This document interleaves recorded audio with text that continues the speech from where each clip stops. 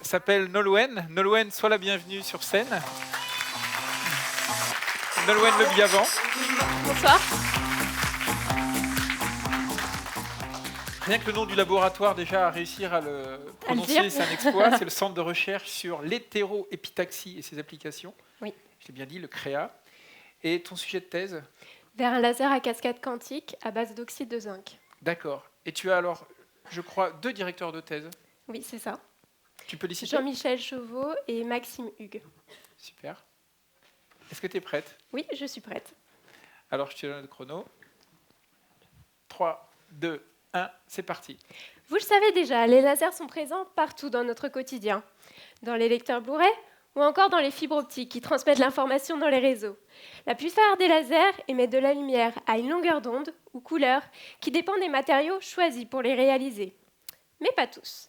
Dans ma thèse, je m'intéresse à un laser à cascade quantique.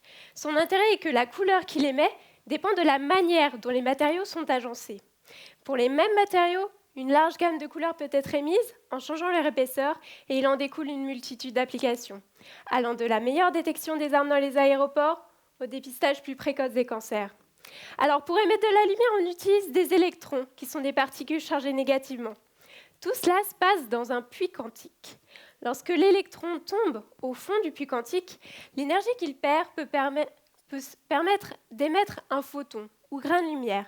C'est un peu comme lorsque vous êtes installé dans un fauteuil très moelleux. Il faut que vous dépensiez beaucoup d'énergie pour en sortir. L'électron, lui, il est maintenant confortablement installé au fond du puits quantique, mais il n'a pas l'énergie nécessaire pour en sortir. Alors, avec un électron et un puits quantique, j'ai un grain de lumière. Et il m'en faut beaucoup plus pour que ce soit efficace. Alors, pourquoi ne pas faire passer l'électron de puits en puits pour qu'il émette un grain de lumière à chaque fois? Le souci, c'est qu'il est un peu comme vous et moi dans son fauteuil, il est un peu feignant. Imaginez que je vous demande maintenant d'enjamber les dossiers des fauteuils devant vous pour que vous passiez à la rangée du dessous. L'électron, lui, il n'a pas besoin de faire ça grâce à la physique quantique.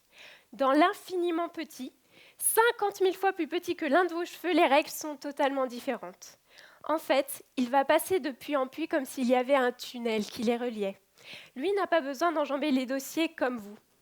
Concrètement, on va associer 2 matériaux. J'utilise de l'oxyde de zinc pour le fond du puits quantique, où l'électron est confortablement installé. Et ensuite, j'y ajoute du magnésium pour l'empêcher de sortir. Ça va être ma barrière. Pour ce faire, la technique consiste à bombarder un support avec mes atomes d'oxygène, de zinc et de magnésium. Ces 2 matériaux sont ensuite répétés plusieurs centaines de fois de manière à créer un effet de cascade électronique. L'électron passe dans un premier puits, émet un grain de lumière, passe à travers la barrière par effet tunnel, arrive au second puits, émet un autre grain de lumière, et ainsi de suite. L'utilisation de l'oxyde de zinc pour ce dispositif en couche est totalement inédite. Aujourd'hui, dans la gamme de couleurs qui nous intéresse, les lasers à cascade quantique nécessitent un refroidissement constant. Et l'oxyde de zinc pourrait permettre de faire la même chose à température ambiante. Alors il faut presque tout reprendre de zéro, comprendre ce matériau, ses propriétés et optimiser sa fabrication. Tout cela pour qu'en changeant un peu les épaisseurs, on puisse changer la couleur du grain de lumière. Et l'arc-en-ciel sera à nous.